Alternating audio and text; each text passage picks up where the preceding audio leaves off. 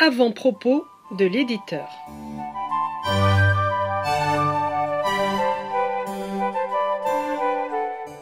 L'art de mettre sa cravate est à l'homme du monde ce que l'art de donner à dîner est à l'homme d'État, a dit l'auteur dans l'épigraphe qu'il a choisi.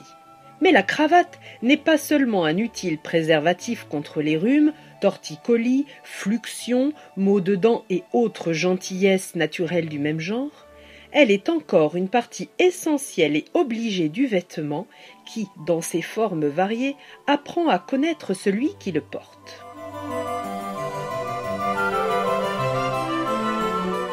La cravate de l'homme de génie ne ressemble pas à celle du petit esprit, et nous sommes certains que l'auteur du pied de mouton ne dispose pas le nœud de sa cravate comme l'auteur des martyrs. Comparez l'extérieur de Monsieur Auguste Huss avec celui de Monsieur de Lamartine, et vous verrez qu'il existe de notables différences entre la cravate classique et la cravate romantique.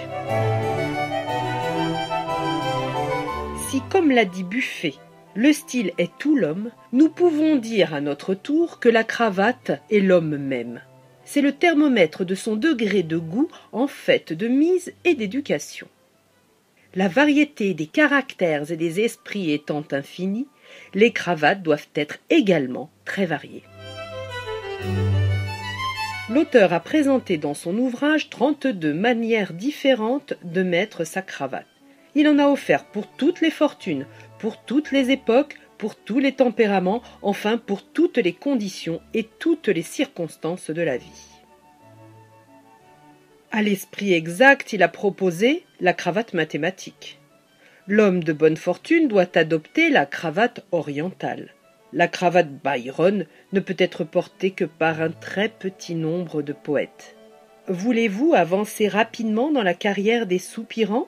Adoptez la cravate à la Bergamie, avec la précaution toutefois d'y joindre les favoris assortissants et des mollets en harmonie.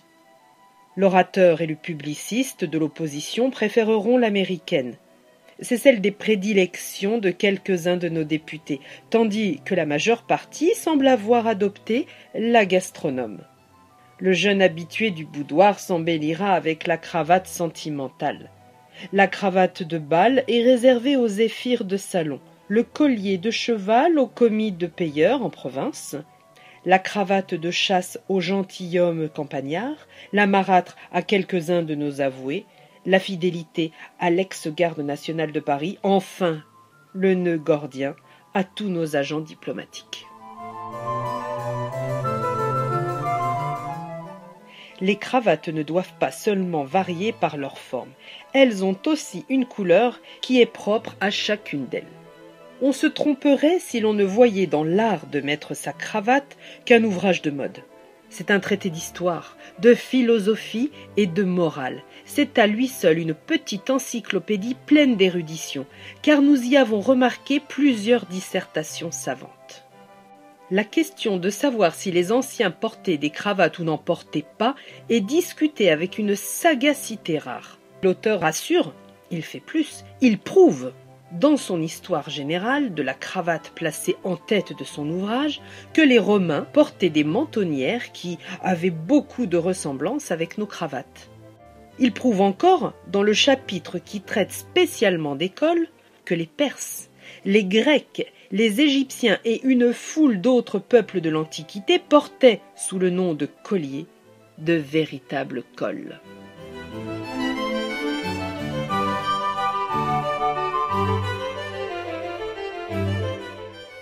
Conclusion par l'auteur.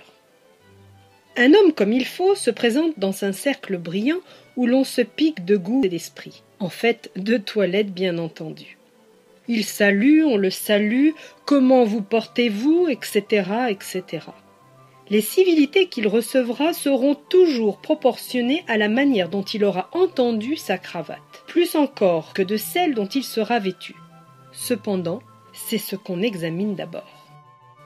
A-t-il une cravate 3/4 toute unie, attachée sans prétention comme sans apprêt ? On ne fera même pas attention si la coupe de son habit se ressent de l'avant-dernière mode. On négligera les autres détails pour ne faire attention qu'à sa cravate. L'accueil qu'on lui fera sera froid, à peine se lèvera-t-on pour le recevoir. Mais le nœud de sa cravate est-il savamment composé? Son habit ne sortirait-il pas de chez Bardess, Thomassin ou Walker?